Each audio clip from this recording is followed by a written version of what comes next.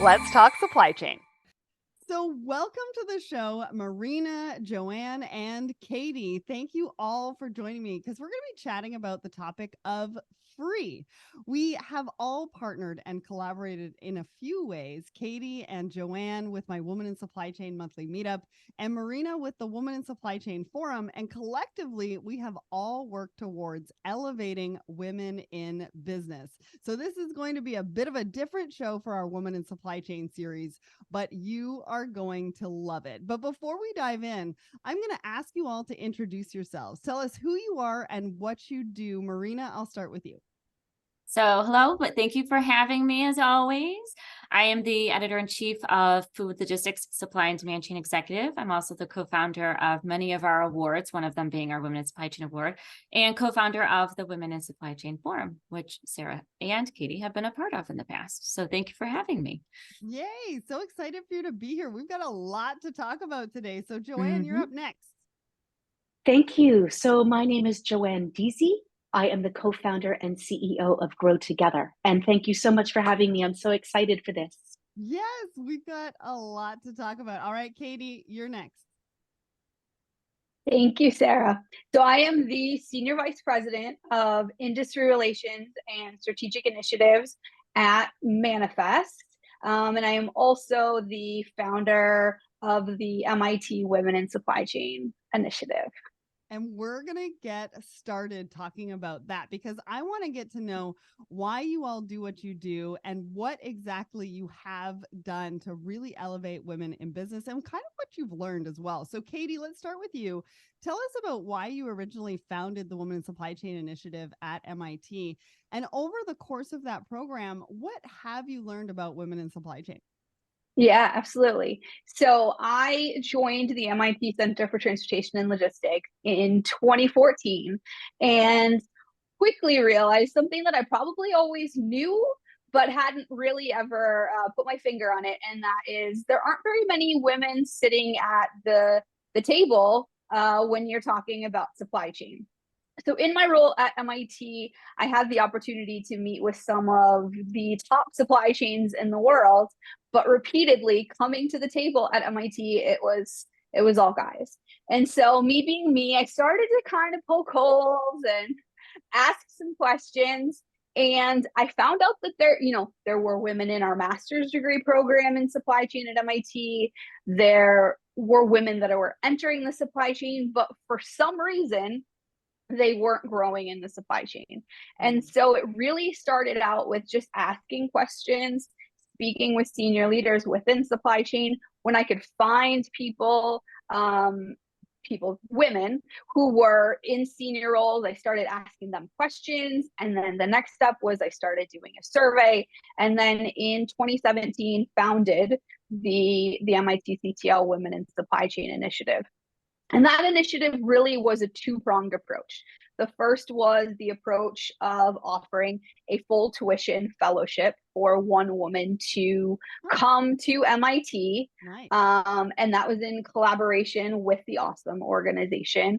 And that till this day still goes on, that fellowship. And it actually helped to bring so much attention to the program that now the class is pretty much 50-50 men and women, which back in 2014, it was like 20% women. So it's really made an impact on more women coming into master's education, which I think is really important for them to get to senior leadership roles. The second was addressing the gap at that time that I believe there was for mid-career women. There was programming out there for entry-level women. There was programming out there like the Awesome organization for senior women. But the mid-career women, there wasn't a lot of programming. Right. And so we started having small groups. We had our first Women in Supply Chain Summit in 2018.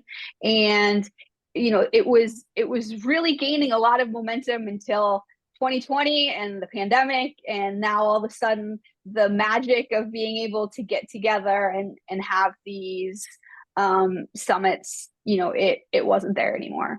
And then in 2023, I left MIT, but the initiative still lives on in other ways. which I'm sure we'll talk about with my involvement with women in the supply chain. But back to your initial question, the thing that I really learned through founding this initiative was that conversation is so important. Conversation and connection. And really all it took was starting this conversation, back in 2015, 2016, starting to poke holes, and people wanted to talk about it. But I think with so many topics like this topic of asking for the money, because people don't talk about it, then it becomes a taboo subject. But when you bring conversation, when you start talking about it and create connection, that's, I feel like, where the magic starts to happen. I love that. And recently I posted on LinkedIn because I had this guy reach out to me and he was like, do you know about my world-class supply chain background? So I posted on LinkedIn. I'm like, ladies, this is how we need to approach messages on LinkedIn. Yeah. Hashtag inspiring confidence. We need to open up the conversation is what I'm saying. Absolutely. All right. Thank you, Katie. Now, Jo Ann, you've taken a little bit of a different route and you focus mostly on women in business. So talk to us about what you do, why you do what you do, and what have you learned about women in business along the way? Absolutely. So just for context, the main program I run at Grow Together is something called Growth Circles. And so growth circles are really peer groups, and we curate usually 10 women who meet monthly. And this enables, of course, personal growth, some really deep connections, impactful career development, and they're a safe place, right? They're a place for them to network and share challenges and ideas, to form community, and to develop really immediate, meaningful relationships outside of the people they usually work with. So I began this because my co-founder and I really wanted to provide women with an opportunity to build community, to network, to work on their personal and professional growth, and to advance their careers, and to support other women doing the same thing. Mm-hmm. And we work primarily in industries where women tend to be in the minority in their organizations, right? Mm-hmm. So we're in a technology space, we're in supply chain industries. I've been speaking at obviously like manufacturing. So I've learned how increasingly important it is, especially important it is for women in these industries where they don't necessarily have the support of other women on their teams, to be able to, come together and surround ourselves with highly supportive peers who can cheer us on and who can push us to sometimes take the risks that we're sometimes less willing to take than our male counterparts, and to support each other in our goals, and to really, have women that are going to jump in and give us a hand when we need it. That supportive community as we advance and grow really helps us to thrive. Well, and I think it's also important for us to have a place where there's no wrong questions. Yes. Right? Like a place that we can ask a question that we've kind of been humming and hawing about that we can't really ask anybody else because we don't really want to be judged or made fun of. And these really give us the places to be able to do that. And we're going to talk a little bit more about how you and Katie are doing that to help us with women in supply chain as well. And the other thing to note is that you do a lot of this in very big companies, right? Yes. You do it for organizations. Yes, I do it both ways. Yes. So some of my clients are big companies, banks, huge food companies that are global. And I bring women, usually in their technology areas, but from all over the world, together in these groups. But we also do bring groups together that are people in the same industry at all different companies. I started this work with the CEOs of tech companies. So they were all running their own technology companies, and they were coming together to help each other scale and grow their companies. Nice. So we do it both ways, and it can be super impactful, in either scenario. Amazing. Thank you for sharing that. All right, Marina, you're up next. Talk to us about your journey with the Women in Supply Chain Forum, why you do it, what have you learned? I mean, it's been a couple of years now, and we just had a really successful one, or you did. So yeah, well, we did. You were just as much a part of that as anybody. And I too kind of like, what Katie and Jo Ann said, it was kind of one of those moments where you sit in a room and you look around and you're like, wow, I'm probably one of 3 females in this room, and one of them is serving the drinks and the dinner to this wherever we're at. So they don't count. And so I knew that there was a need because I've been covering the supply chain space for close to 13, 14 years. And it was one of those aha moments, like, you know, if I'm feeling this, other people have to kind of feel this too. So when I joined our organization in 2020, during COVID, it was one of those where you're just, you know, you have 2 e-learners at home and your desk is filled and you just start this new job and you're like, what better time to launch an award than when I'm already feeling the pressure of 5,000 other things. And so I have the support of my male counterparts, which has been important. And so we launched the award. It's now in its 5th year, and it has grown tremendously to the point where we went from 110 submissions to over close to 450 submissions in just 4 years. In that process, we launched the Women in Supply Chain Forum, which just closed out its 2nd year a couple of weeks ago. And what we've learned from that is that not only was there was a gap and there was a need for it, but the women were craving it, and they were needing that safe space, and they were needing that place where they could just latch on to other women who may or may not be going through the same situation as them, or just to learn. And what I've learned from this forum is that, you know, we had women from all walks of life in the supply chain, and some of them did bring their male counterparts, which we would like more of, because it's all of us that are a part of this equation. But what I've learned is that, you know, that whole cattiness of women don't work well with other women is just a myth that some guy created a long time ago, because we really do work well together. And there was so many women who just wanted to learn and share their journey and open up and be a part of each other's conversations. And that's a really real testament to what we're all doing as a collaboration and as a collection. Yeah, I think Blake Lively said it recently as well about Taylor Swift and Beyonce. And I think I made a remark about this a few months ago. Like, they went head to head, but Yes. they weren't competing with each other. And they both killed it with their numbers, you know. And they still support each other too. They go to each other's events, and it's amazing. And it doesn't make their friends feel like they have to choose. Right. Which I think we make that mistake a lot as women. But it really goes to show that there is room for everybody. Right? Yes. We can support it. We can support each other, and there's room for everybody. So a little bit about me when it comes to women in supply chain. As most of you probably know, I have the Women in Supply Chain series, which I started in January 2018. And it really was because I just wanted to learn about other women's journeys. Like, I just wanted to know, what was it all about? You know, where did you start? What did you go to school for? How did you end up in supply chain? What did your journey look like? Because most people's journeys are not straight, right? They're full of ups and downs and twists and turns. And I wanted to know what that looked like, because if I was looking at somebody at the height of their career, they look like an overnight success. But there's lots of years, there's lots of trials and tribulations. And so we feature 2 women a month, one on the podcast, one on the blog. And we've done that for over 4 years. So I think we've featured almost 48 women or so. And it's incredible. Like, people come up to me at events like yours, Marina, and they're like, you're the reason why I got into supply chain. Or when I got into supply chain, I got to learn about other women's journeys, and it really helped me with mine. And so I love that. And so that happens, like I said, twice a month. And then we've gone a little bit further because, like you, Marina, I was like, there's a gap in the market. We need to get together not only once a year, but a little bit more regularly so we can talk about the challenges in real time.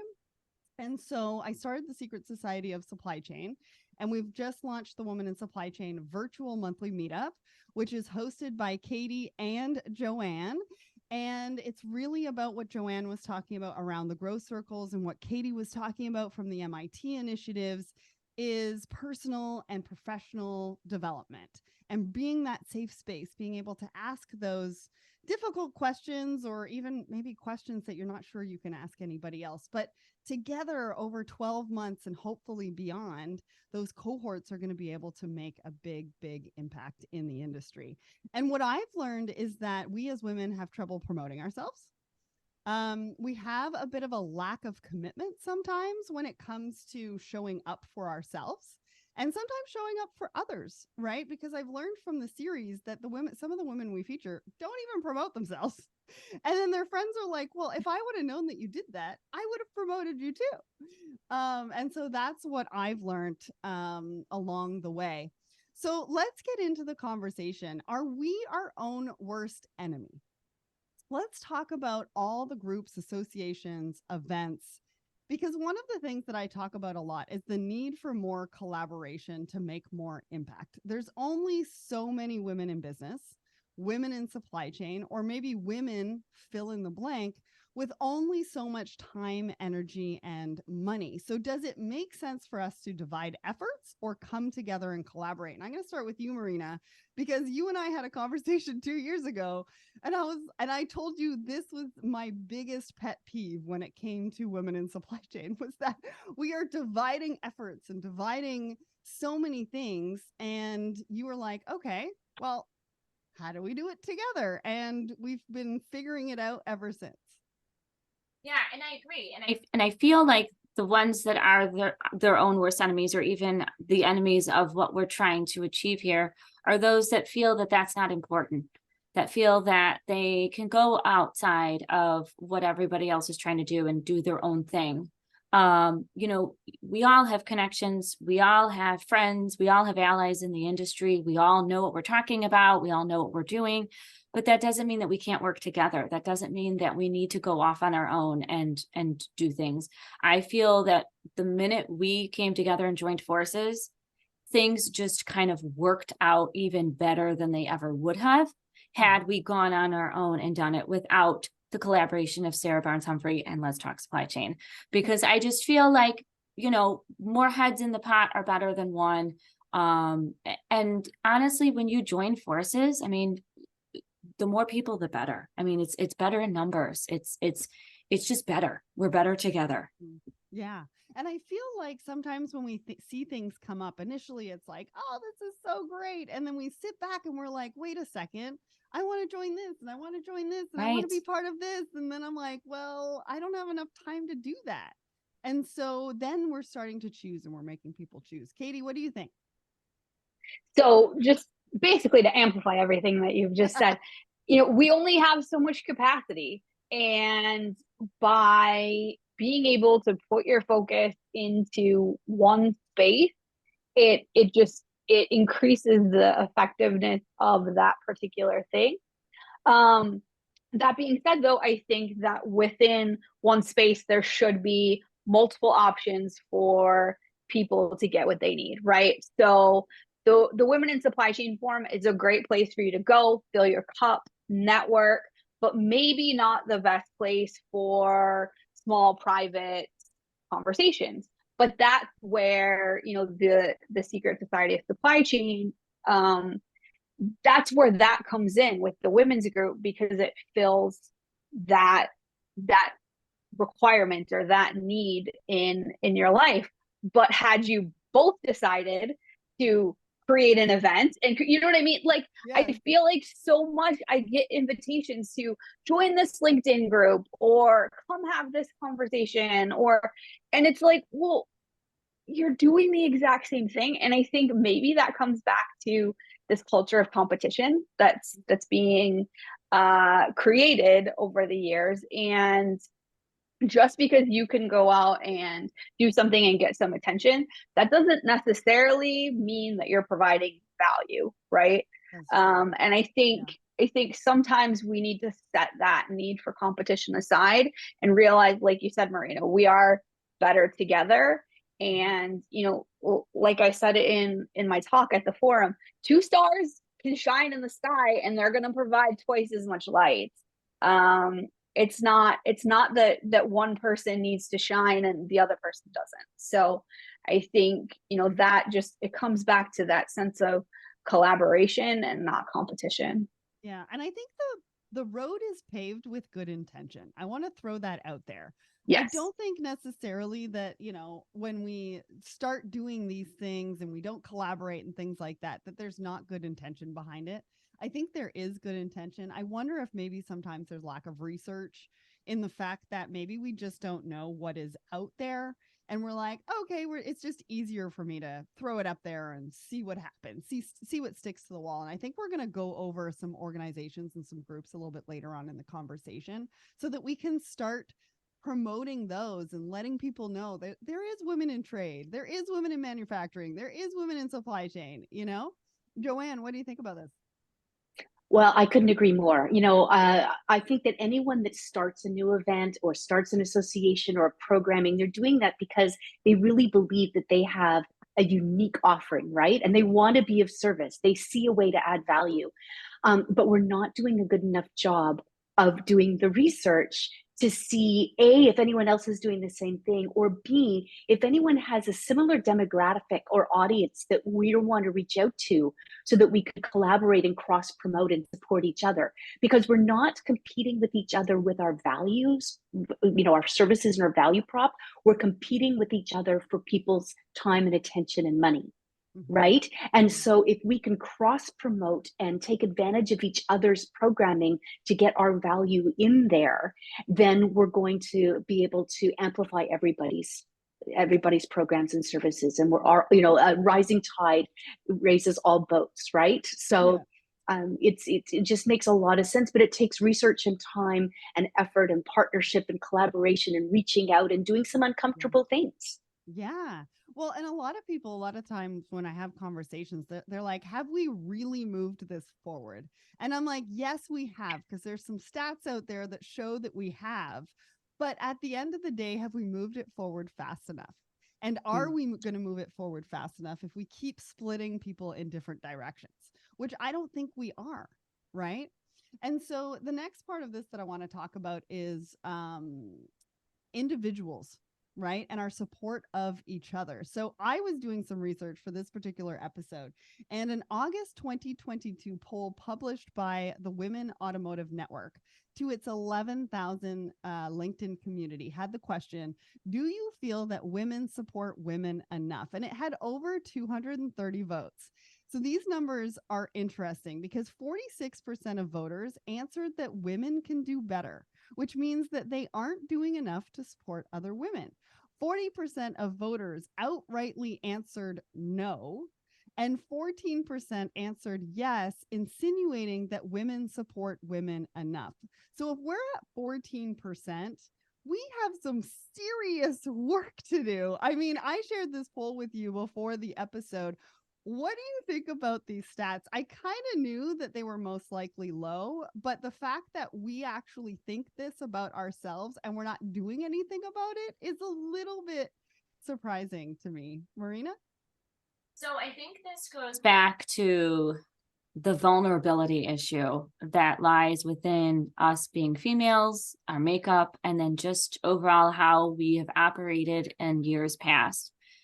When you go to somebody asking them to support you, you're coming at it from a very vulnerable state. And some people look at that as weak.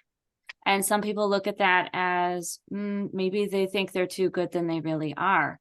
And I know when you came to me, Sarah, a couple of years ago and said, we need to work together on this. I would love to work together. That came from a very, I felt a vulnerable state. And I knew that probably could be challenging for some people to do. And I've had to come to you for things as well. We've all kind of had to come to each other.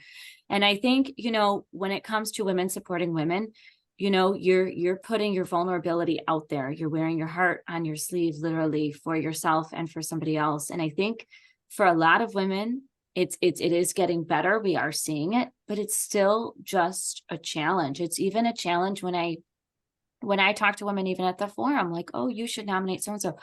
Well, I don't know if they would like that. Well, did you have the conversation?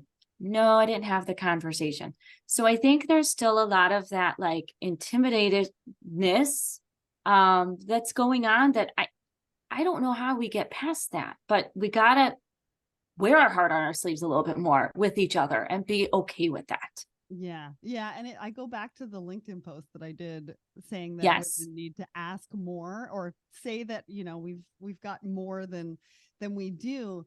And it was funny. I had a lady reach out to me in my messages and she was like, the black marker that you used to ink out the guy's name was transparent. So I know who it is. And so she sent me the picture again, but with better black. And she's like, you might want to delete it if you don't want people to know the name.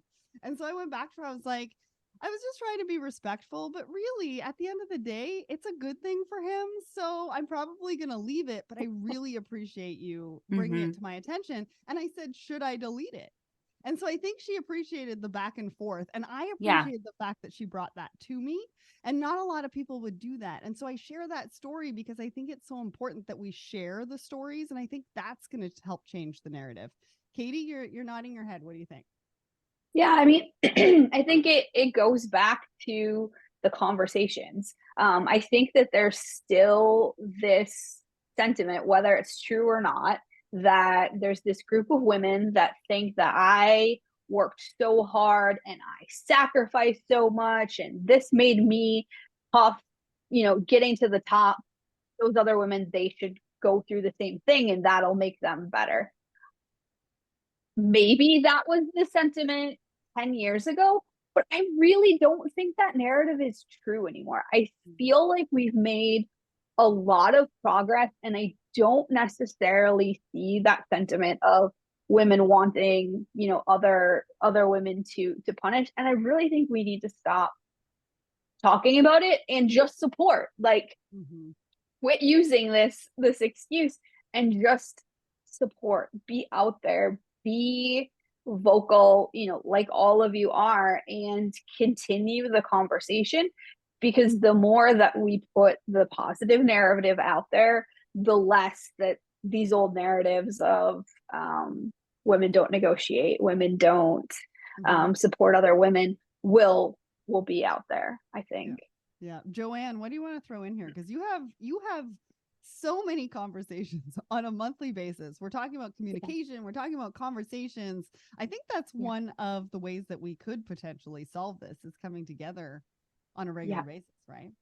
Yeah, one of the topics we cover often in our growth circles is how can women champion each other at work? Like, we actually dive into this, and there's some really great articles out there and resources.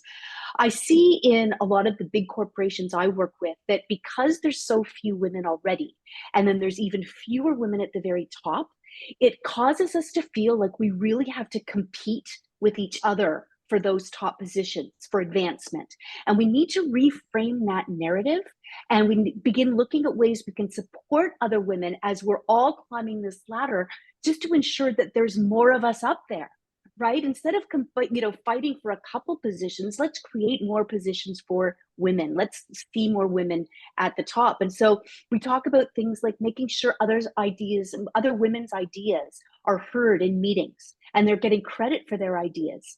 You'll often, if you pay attention, see men talking over women or taking credit for ideas that they brought up a few minutes ago. So calling that out. Looking for opportunities to celebrate other women's accomplishments, right? Making that part of our culture. Looking for opportunities to boost each other's confidence, encouraging women to go for it, to apply for that job if they don't have 100% of the qualifications, right? Or it also, research shows that women get less feedback, and they get less direct feedback. It's more general and hard to action. So we need to start giving the women we work with direct feedback that can help them learn and help them grow. And we need to be actively mentoring and sponsoring our women in our organizations. And so, in my opinion, but the research also shows that, the way to grow your power is actually to give it away and support others. And what ends up happening is, as we stop competing and we celebrate other women, and we start to become viewed by senior leadership ourselves as being confident and as being people leaders, right? And those are the exact qualities they're looking for at the senior executive level. So not only do we give our support to others, but it ends up having us viewed as a really strong, confident people leader, which will actually help us in our advancement. So it's just a win-win all the way around. Yeah, and thank you for sharing that. I'm glad that we talked about this. I know we're talking about, groups and associations and how we divide each other. We're also going to now start getting into the money aspect of everything because I feel like money is this taboo topic that we don't talk enough about. And one of the things that I want to work on is equal pay in supply chain. I mean, that's going to come a little bit down the road, but I've already started a few things along those lines. But we really need to start talking about money. And I think it's one of the things that hold us back when we look at doing anything, right? Negotiating for a new job, things like that. So why do we get so uncomfortable? And Katie, at the Women in Supply Chain Forum, you mentioned in your keynote, I think it was the first thing you said was ask for the money. Talk to us about that, why you mentioned it, why it's so important, and how how do we need to think about money? Yeah. So, it's so important because money not only gives you, more money in the bank, but it gives you flexibility. It gives you mobility. It gives you confidence to make choices. And I think I'm certainly guilty of this. Women are so willing to just do things for free. And with doing that keynote, it was almost for me like my opportunity to like declare to myself almost like quit doing things for free because it devalues your professional experience. It devalues what you have to say. And going back to that talk, there's this idea that women don't negotiate well. It's actually that women aren't asking for the money. They're negotiating, but they're negotiating for things like flexibility, for different work hours. And at the end of the day, if they just asked for the money, they could have that flexibility. And so again, it goes back to just putting it out there. And the more we talk about it, the easier that it's going to be to talk about it. And unfortunately, I think it goes back to how you were raised a little bit. If you were raised in a household where money wasn't talked about a lot, you didn't build that muscle. And so the more that we can build that muscle of going after the money, asking for the money, really putting value and being confident in yourself and having that confidence, the more that women are going to grow. Yeah. And I want to use our example a little bit, I think, right? Because I approached you and I was like, I want you to be a part of what we're doing for women in supply chain. And, I was like, I think you're going to host some podcast episodes for us in 2024 for our Women in Supply Chain series and all that kind of stuff. You're going to do some other things that we're talking about on the side. And it was really funny, right? Because I was like, well, how much? And you were like, I'm not sure. Yeah. Well, because I spent 10 years in academia where everything that I did was part of my salary. So everything that I did fell under, the salary that I was doing. And I had never looked at doing things freelance or outside. And so I had no idea.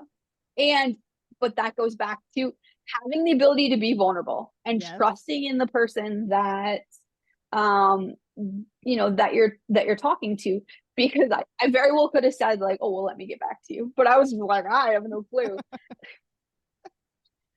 And it ended up working out. I think one of the things you said to me when we were in Atlanta, you were like, you made me realize, what I should be asking for. And that's what we're here for, right? I wasn't asking Katie to work for me for free. That's not what I wanted to do. I want to be able to support Katie in whatever she wants to be supported in. And if that's what she wants to do and she wants to join us and be part of the Women in Supply Chain, we have to be fair in that compensation. And it's just interesting, some of the examples. Thank you for letting me share that. I know that makes you a little bit vulnerable. But no, but it also helped me to build confidence, because there had been cases previously where I was like, well, no, I need to get paid for this. And then I was told, no, we can't pay you.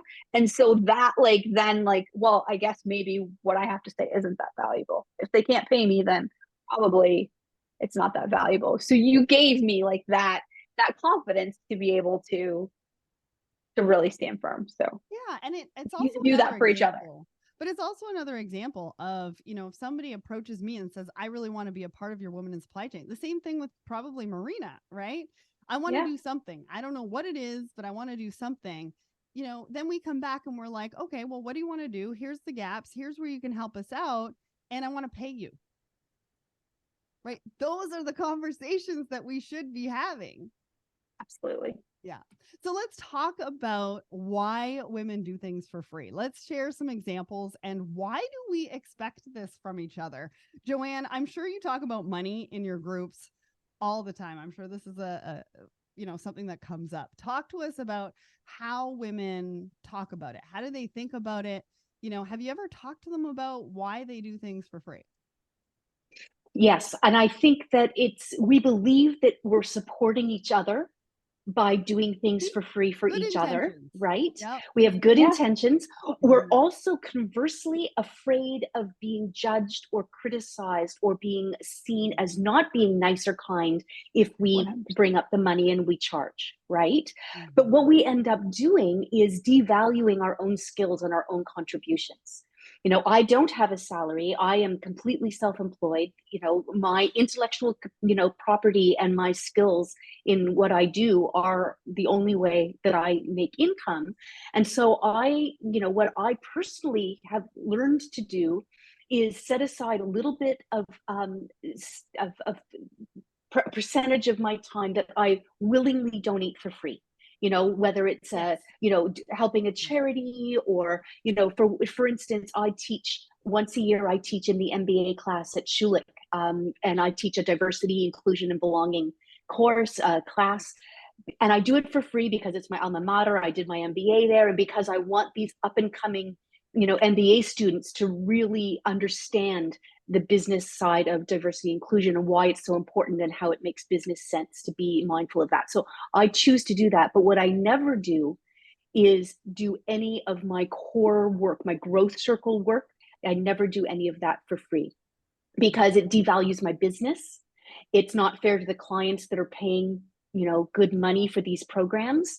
So when I do things for free, I do them very intentionally, and it's not my core business. It's a keynote, or it's being part of a panel, or it's teaching a program at the MBA school or something like that.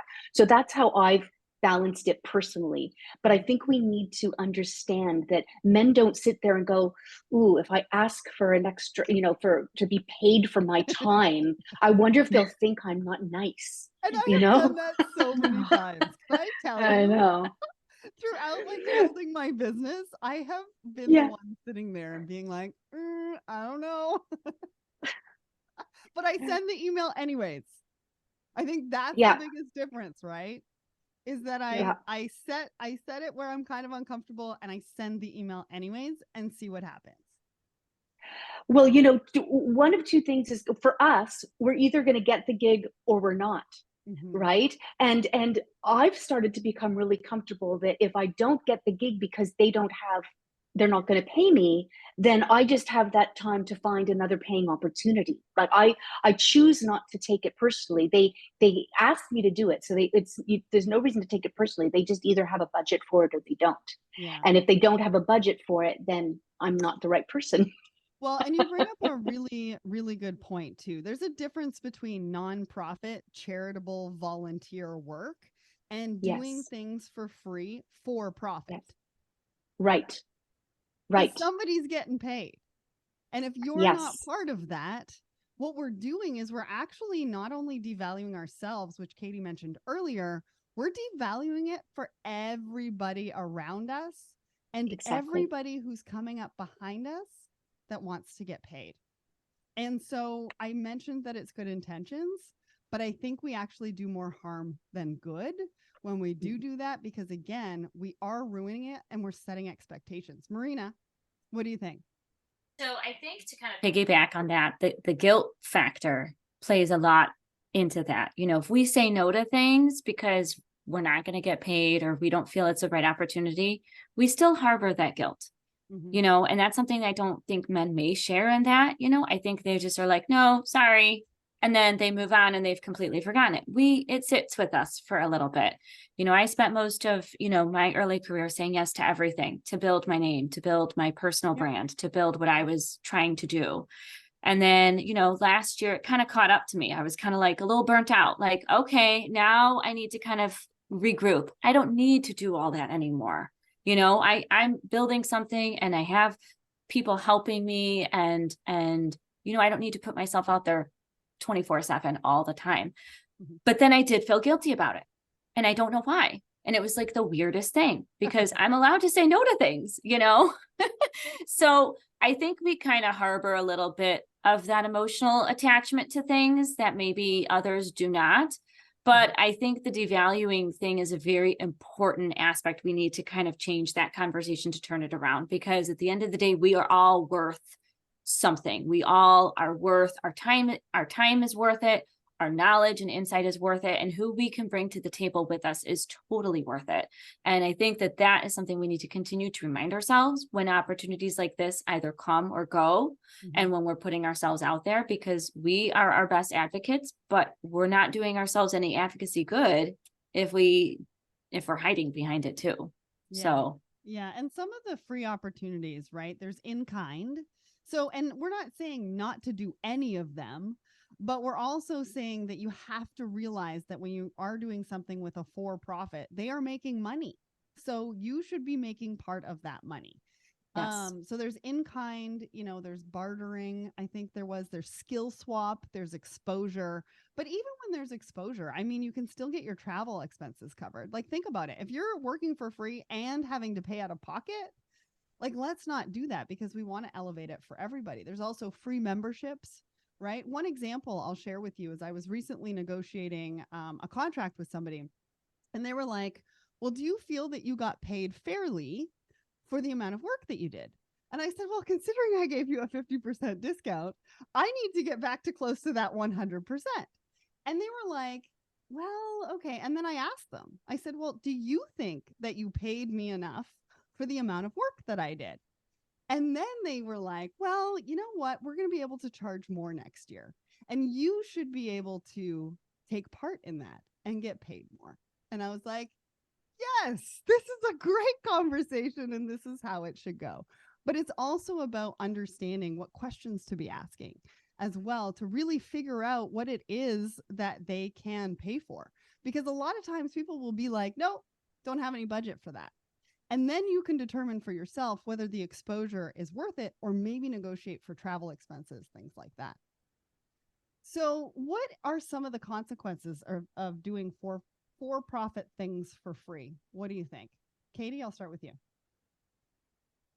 So I think, like I said before, I think part of it is we're setting an expectation. So the next person that comes along, if the expectation with that organization is that this XYZ is something that somebody should be doing for free, then they're always going to expect that, that is for free. And I think, by putting ourselves in a position where we're seen as someone who can provide value, we should continue to create an overall feeling of value.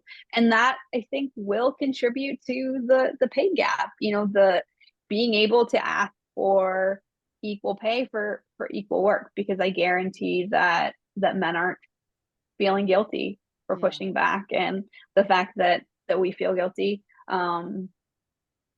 we need to get past that. Yeah. Well, I also think the consequence of that is that, one, we're not investing in ourselves. And two, we're not investing and respecting those who are actually making, like, they are charging for something.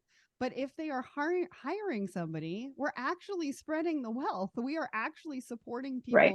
for the value that they bring to the table. And if we don't do that, then what does that say for women in industry? What does that say for us moving ourselves forward?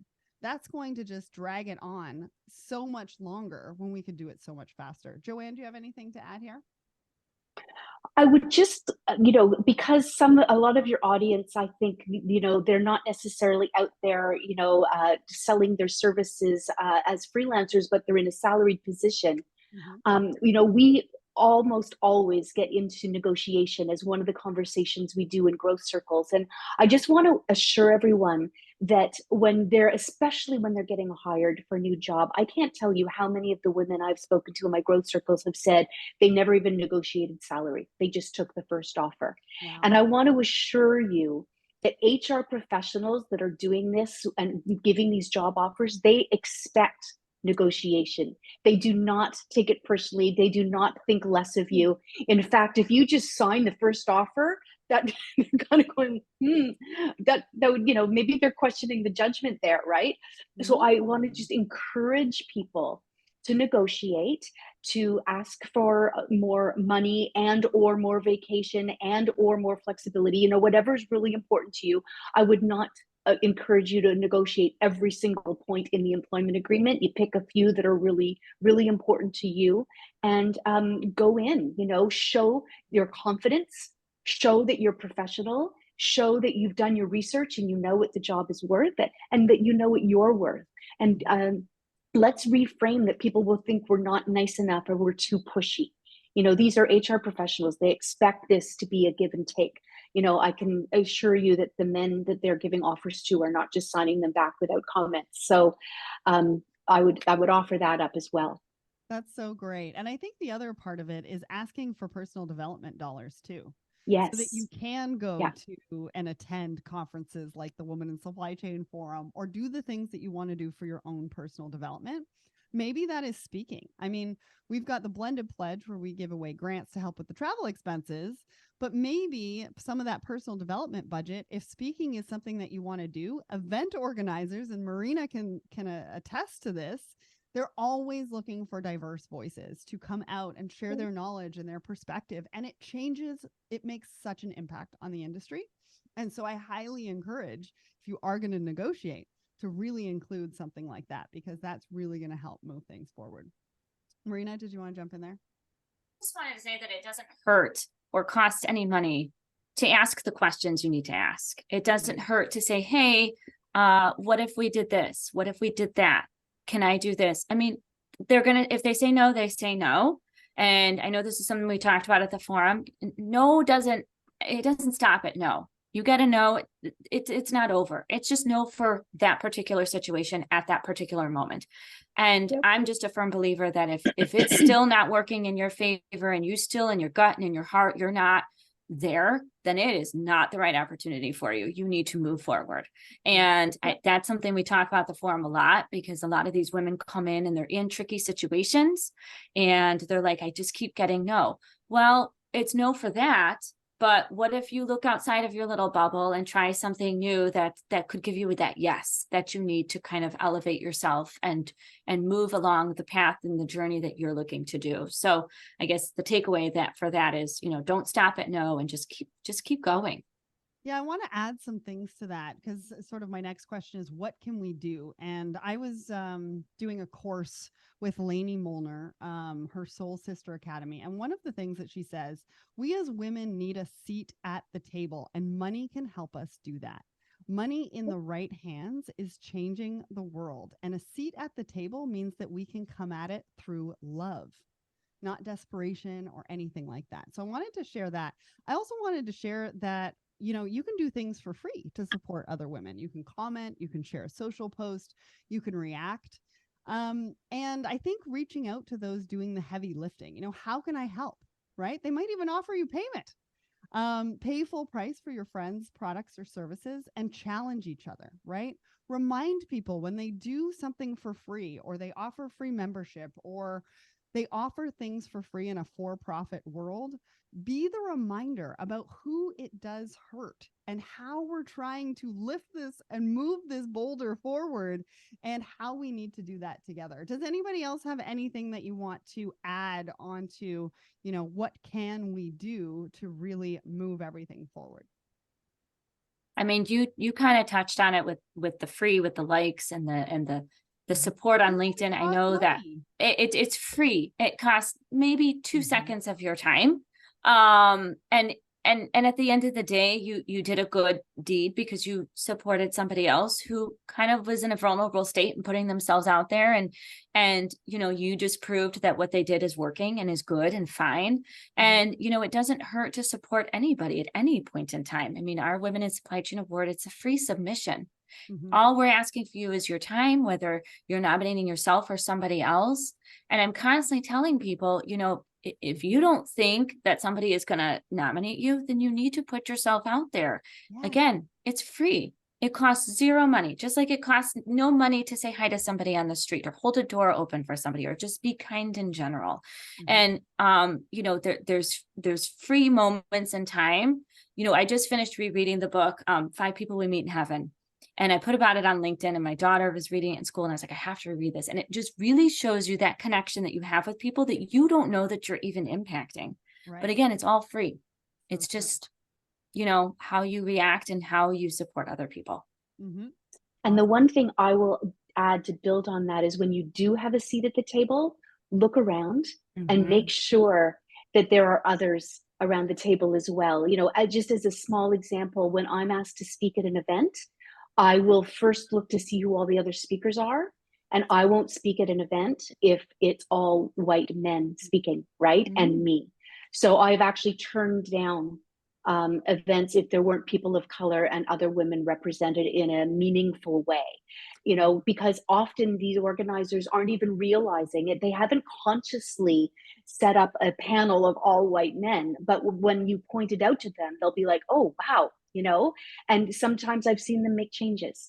So just having it in the forefront of our mind to be supporting our colleagues that are people of color or other women, making sure that there's diverse representation in any of the things we're putting our name behind.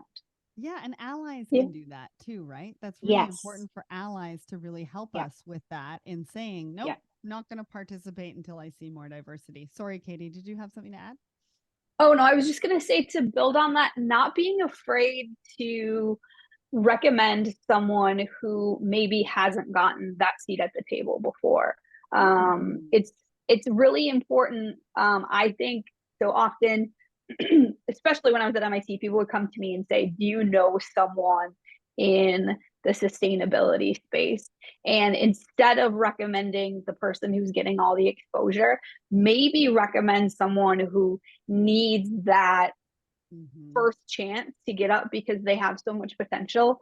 And don't be afraid to go to that person and tell them about their potential. I think part of the problem that a lot of women have is they have all of this potential, but they've never had someone come to them to say the things to them that they question. And so just being able to, building on what you said, Jo Ann, to take your seat at the table and give someone else that seat as well, because chances are you have that seat because someone else gave you the opportunity. So just remembering that it's so important to give someone else the opportunity as well. And that's such a good point, because I talk to a lot of event organizers. And one of the things that they tell me is that when they ask a female or a woman to speak, they usually will say, oh, well, my male counterpart might be better at doing it. And, they're kind of like, well, how do we navigate this if they keep asking us to go to their male counterpart? And you just made a really great point. Maybe instead of their male counterpart, maybe there's another woman in your circle that could take that particular position. I know that when I did the raise your hand posts on LinkedIn, I have a list of over 100 diverse voices who have raised their hand and have given us the topics of what they want to speak about. So there's a lot of people out there that want to take that spot. So just be a little bit mindful in the fact that you might have other diverse voices that you could be pointing them to, rather than maybe not necessarily just your colleague. Right? I think that's a good point. All right. Let's actually put out there some of the organizations that are doing this work that we can highlight so that people do know. Like, if they're not doing their research, they can maybe listen to this and be like, oh, I didn't realize that was out there. Let's name some of those organizations. I know that Katie mentioned Awesome earlier. I can mention a few. So OWIT, which is Women in International Trade. There's also Trade Experts, which is highly concentrated in trade policy. There's WISTA, which is the Women's International Shipping and Trading Association. There's Women in Logistics, Women in Trucking, and then obviously what we're doing in Women in Supply Chain as well. Who else has some lists of organizations that we can share? Jo Ann, start with you. Sure. For more general business organizations, professional women's networks, there's Elevate Toronto Network for Women. There's the Toronto Professional Women's Meetup, Canadian Women's Network. Women of Influence is a big one. Women's Executive Network. I mean, a quick Google search will just give you a laundry list of these, which begs the question that you started with. Should we just be collaborating on some of these things? And there's a brand new one that's just started by an old colleague of mine called Room Women's Network. And that's for women leaders and high potential pipeline women. So there's lots and lots of opportunities outside of your individual, industry. If your goal is to network with people in other kinds of industries. Yeah, I love that. Thank you. There's also Chief, which is out there, which is high level executives. Katie, do you have any to add? Yeah, so you mentioned a lot of them, and I was actually going to mention Chief because Chief will be at Manifest this year in February. We'll have one of the co-founders of Chief on our stage. One other thing that I wanted to mention is there are a lot of organizations within higher ed that can give you support as well. So one of my favorites is the Center for Women in Business at Bentley. For me, it's been a great place to go for training, but also for networking, just to add to your professional portfolio. Awesome. That's great. Marina? So you mentioned a lot of them already, Women in Trucking. We've done some work with Women in Manufacturing. We had them on our panel this past year at Women in Supply Chain Forum. So they're a good organization if you're talking about specific STEM related stuff, manufacturing, engineering, logistics. I know that there's a lot of colleges that have little groups within their organizations that are specific to women in whatever it is that their courses are. And then obviously our Women in Supply Chain Forum, which, has a lot of opportunity as well. Awesome. Well, we are coming down to the end. So I want to leave everybody with an action item or something that they can take from this conversation, put into action, maybe think about. So Jo Ann, I'm going to start with you. What's one key takeaway people should take away from this conversation? I would love to leave people with a challenge to start thinking about becoming actively a sponsor to some of the new high potential women in your network, right? So we'll know a lot about mentorship. Mentorship is about coaching and helping people with a skill, but sponsorship is about pulling those people up to the next level. It's about giving them opportunities, visibility, right? So use what platform you have to try to do some sponsorship actions for these up and coming high potential women in your network. Open doors, introduce them, give them opportunities for exposure, provide stretch opportunities, give them really honest, good feedback, and provide them social opportunities. So really, if you're a woman leader, I don't want you to just kick the door open. I want you to hold it open for the women behind you. And I want you to give them a hand coming through it by mindfully providing them with really great opportunities to increase their visibility and their chances for advancement. And be a good reminder that we do not want to do work for free. All right, Marina, what's your one takeaway? How do you follow up to that? She covered everything. Yeah. I think to piggyback on that, sorry, the sun is moving in my eye. To piggyback on that, I think it's just to continue to build that inner confidence and put yourself out there and know that that creates a domino effect. So when you start to, as Jo Ann said, hold the door open for others, you're setting that example that is what you should be doing. And that's what we're supposed to be doing. And so others will follow suit. And eventually this conversation will just kind of turn itself around. Yep. But you have to put yourself out there. Don't take every, thing as gospel. Don't take no as the end all be all. Fight for yourself, advocate for yourself, and just continue to be a kind, good person. And let's set that bar, ladies. Yes. Set those expectations so that everybody can benefit from it. All right. Last word, Katie. Whew, how do you follow that? Build the muscle. So I think that the biggest thing that I would challenge people to do is have the tough conversations and build that muscle. The first time you do it, it's going to be terrible. The second time, it's going to be a little bit better. It's just like working out. Like that first couple times, it's really tough and you're really sore and beaten up after, but the more you do it and the more you build the muscle towards having conversations and having confidence and really asking for everything that you need, the easier it's going to get. And it's not going to be a discussion anymore. It's just going to be second nature. Awesome. Well, make sure to reach out to all these ladies on LinkedIn if you have any questions or you want to ask about any organizations or events or things like that. We're also going to link to them in the show notes. But most people have really good intentions. So how do we move these movements forward together to make the most impact? Support women owned, do some research, work on your self-worth so we can increase the collective value of women everywhere and have the uncomfortable conversations about money. Whether you are challenging yourself or others in a respectful way and reminding each other the consequences of doing for free in the for-profit world.